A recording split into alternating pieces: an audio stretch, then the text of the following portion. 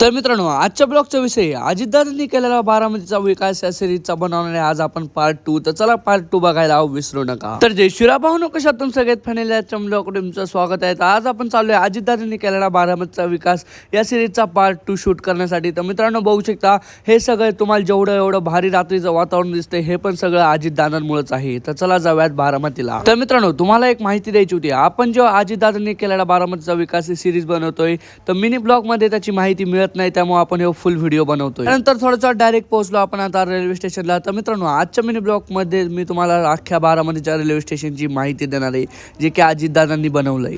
त्यानंतर मित्रांनो फायनल आलो आपण आता बारामती. तर चला तुम्हाला बारामतीचं रेल्वे स्टेशन दाखवतो आता.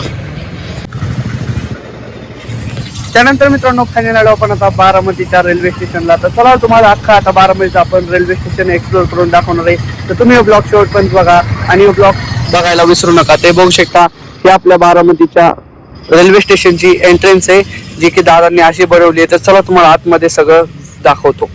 त्यानंतर मित्रांनो फायनली निघलो आपण आता बारामतीच्या रेल्वे स्टेशनच्या आतमध्ये. चला जाऊयात. त्यानंतर मित्रांनो तुम्ही बघू शकता इथं बसायला पण एक नंबर असं पार्क सारखं केलेलं आहे.